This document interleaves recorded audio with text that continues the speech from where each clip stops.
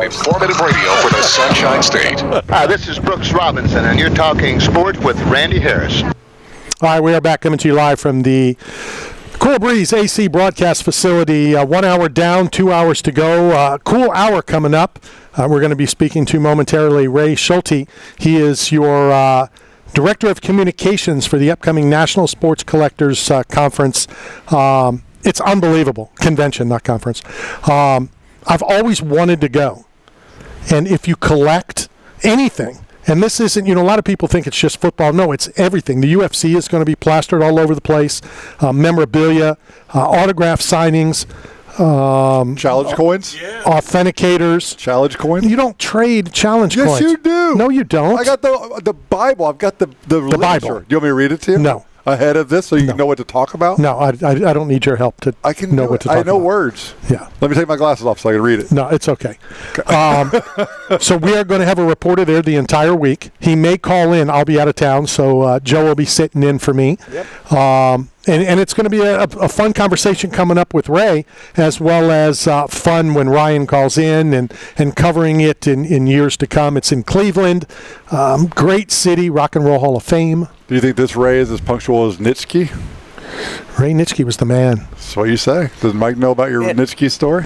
I'm looking at this at the National Sports Collectors and Convention, and the people that they have on their autograph list is a who's who of sports legends.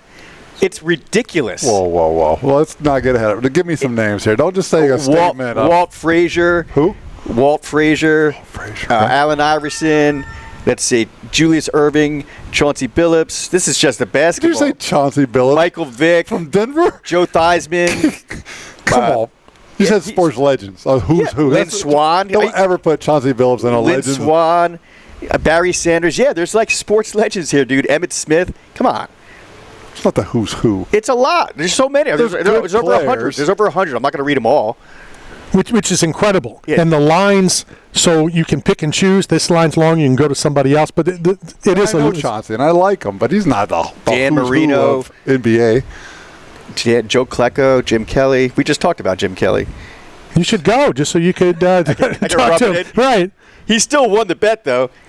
I'd love to know what that paid. There was another time I was playing poker at the Mandalay Bay Poker Room. You know where the sports book is, right? It's connected. Yeah. Huh? And I was just playing a 1-2 game, and I was by myself, killing time before the fights. And this kid runs up to me. He goes, Mike Straka. And I look at him. I don't know this. He knows me from the MMA shows. He goes, my uncle's about to bet on Ryan Bader against Jon Jones. I just shook my head. I go, bad idea. He goes, can you please tell him that? So I went and told the guy. I'm like, yeah, I don't think it's a good idea. And he was sitting right behind press row. And he patted me on the shoulder. He's like, I'm buying you dinner. Yeah, I was going to say, did you get a cut? Yeah, he actually brought me to the Cut Steakhouse. The Wolfgang, is that Wolfgang Puck's place? Cut, yeah. Is it? Yeah, it was phenomenal. It's phenomenal steak, yeah. Would it have been better to get a cut or Probably. dinner? Yeah. Probably. Because I would imagine, depending on what he wagered. Well, he wagered $20,000. But it was a 1-to-1. He only won $20,000. But he would have lost $20,000 if he bet it on Bader. But he did. He won $20,000. Wow. So he walked home. I'm still thinking about the Matt Hamill bet. Yeah, I don't know how much Jim bet, but if obviously he won the bet because of the DQ, and Jon Jones was a heavy favorite in that fight. Oh, for sure. So, hasn't he been a heavy favorite in all of his fights? All but one. The Shogun. Now, the Bader wasn't a title fight. That was for the right to fight for the title in New Jersey when he was crime fighting before Shogun was the favorite. Was the champ, yeah. Yeah, so I think all but one, yeah. Ever since then, he's been the favorite. You remember that where he was chasing down... yeah, he was on... Wasn't he on Letterman that night? Or it was David... Or was it Jimmy Fallon? He was on... No, I don't think Fallon was doing it yet. He was on one of the talk shows that night, that Friday. After the fight. Or the night when he caught the people. Yeah. Yeah, they were in a bad part of New Jersey. I don't know. Newark. Yeah, what the heck were they doing? But wait, hold on a second. Where is a good part of Newark? The Prudential Center, right across in the streets of the Patriot. Actually, no. There's a section of Newark called the Ironbound District, and that's all the Portuguese restaurants. It's really great. And nobody messes with the Ironbound district because it's a bunch of old gangsters that live there.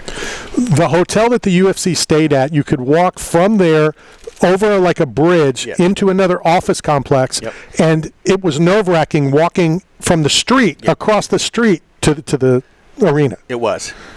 I remember. Now, I remember when I was there before the fight, I interviewed Josh Barnett, but I can't remember. Did he fight on that card? Or was he just there for a press op? I'm not sure. I don't remember Matt walking through the door. I'm certainly not going to remember Josh Barnett. When did you get here? I've been here. Have you? I'm just listening to you guys talk about old, ancient history of UFC that nobody knows what they're talking about. No, of course they do. Names that no one knows. You know, speaking about vintage and collectibles and such, we've been talking about this for a while, so now we're going to welcome to the program the Director of Communications from the upcoming NSCC. It's in Cleveland in 2 weeks, and that is Ray Schulte. Ray, how are you? Thank you. Thank you for having me. Well, we appreciate your time, and I can't tell you how excited I am about this event in 2 weeks. And I'm trying to explain to the national listeners what is about to land in Cleveland in 2 weeks. Wow. Well, I can start off by saying it's our annual event. It's the world's largest collectible show. Trading cards, memorabilia, signatures, pop culture, Pokemon, basically anything that's got to do with collecting. And last year in Chicago, we had over 100,000 attendees, and it was just great. It's kind of like a Disneyland for collectors. A little bit of everything. And we have 500,000 square feet, so we take over the entire convention center. And we've got attractions. We have a corporate area. We have a breakers pavilion. We have a autograph stage. We'll have over 150 athletes coming in over the course of the 5 days. So it's a family experience, and it's like I said, it's an annual event. This will be our 44th.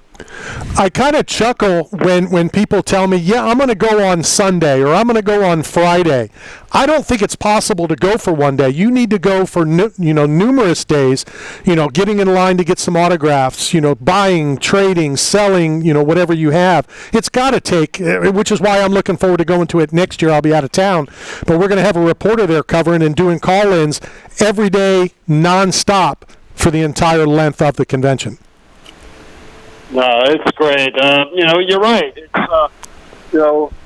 with all the attractions and the space and the dealers and the major league licensees, auction houses, authentication. We got everybody.